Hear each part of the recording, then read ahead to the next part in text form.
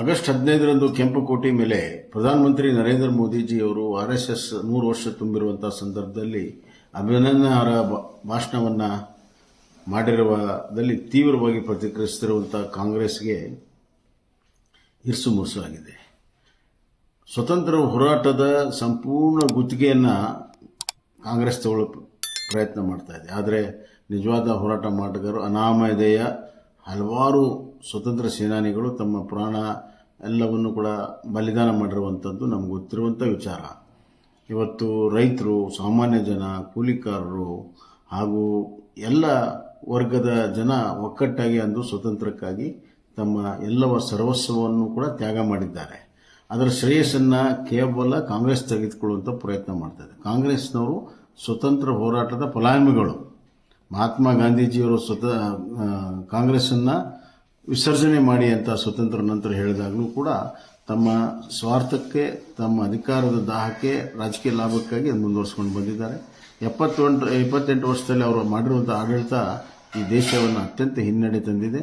ಇವತ್ತು ಕಾಂಗ್ರೆಸ್ಸಿನ ನಾಯಕರು ದೇಶ ವಿರೋಧಿ ಹೇಳಿಕೆಗಳನ್ನು ನೋಡಿದಾಗ ಇವರು ಸ್ವತಂತ್ರ ಹೋರಾಟಗಾರರ ಒಂದು ಪಕ್ಷಕ್ಕೆ ಸೇರಿದ್ದಾರೆ ಅನ್ನುವಂಥದ್ದು ಭಾಳ ಸಂಶಯ ಆಗಿದೆ. ಮತ್ತು ಕೆಲವರು RSS ಅನ್ನು ತಾಲಿಬಾನಿಗೆ ಹೋಲಿಸ್ತಿರುವಂಥದ್ದು ನಾಚಿಕೆ ಆಗಬೇಕು. ಇವತ್ತು ಕಾಂಗ್ರೆಸ್ಸು ನಿಜವಾದ ತಾಲಿಬಾನ್ಗಳನ್ನು ಅಂದು ಟಿಪ್ಪುನ ದೊಡ್ಡ ಹೀರೋ ಮಾಡಿದ್ರು. ಇವತ್ತು ತಾಲಿಬಾನ್ಗಳನ್ನು ಹೀರೋ ಮಾಡ್ತಾ ಇದ್ದಾರೆ. SDPI ಮತ್ತು ಇತರ ರಾಷ್ಟ್ರ ವಿರೋಧಿ ಸಂಸ್ಥೆಗಳು ಅದರ ಜೊತೆಗೆ ಸೇರಿ ಇವತ್ತು ಇವರು ರಾಜಕೀಯ ಮಾಡ್ತಿರುವಂಥದ್ದು ನೋಡಿದಾಗ ನಿಜವಾದ ತಾಲಿಬಾನ್ಗಳನ್ನು ಜೊತೆಗೆ ಇವತ್ತು ಗೆಳೆತನವನ್ನು ಮಾಡಿರುವಂಥದ್ದು ಕಾಂಗ್ರೆಸ್ ಪಕ್ಷ. ಮತ್ತು ಸಿದ್ದರಾಮಯ್ಯನವರು ತಾವು ಇವತ್ತು RSS ವಿರುದ್ಧ ಹೇಳಿಕೆ ಕಾಂಗ್ರೆಸ್ಸಿನ ಅಧಿನಾಯಕರಿಗೆ ರಾಹುಲ್ ಗಾಂಧಿಗೆ ಮೆಚ್ಚಕ್ಕೆ ಪ್ರಯತ್ನ ಕೊಡ್ತಾ ಇದ್ದಾರೆ.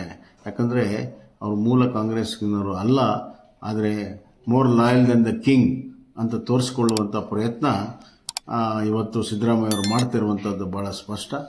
ಆದರೆ ನಾವೆಲ್ಲ RSS ಏನು ದೇಶ ಕಟ್ಟದಲ್ಲಿ ತೊಡಗಿದೆ ಅದಕ್ಕೆ ಸಂಪೂರ್ಣವಾದಂಥ ಬೆಂಬಲವನ್ನು ಮತ್ತು ಸಹಕಾರವನ್ನು ಕೊಟ್ಟು ದೇಶ ಕಟ್ಟೋದರಲ್ಲಿ ನಾವೆಲ್ಲ ಒಂದಾಗಿ ಕೆಲಸ ಮಾಡುವಂಥದ್ದು ಅವಶ್ಯಕತೆ ಮತ್ತು ಅನಿವಾರ್ಯತೆ. ಆ ಕೆಲಸವನ್ನು ನಾವು ಮಾಡೋಣ ಅಂತ ಈ ಸಂದರ್ಭ ನಾನು ಎಲ್ಲ ಭಾರತೀಯರಿಗೆ ವಿನಂತಿಯನ್ನು ಮಾಡ್ತೇನೆ.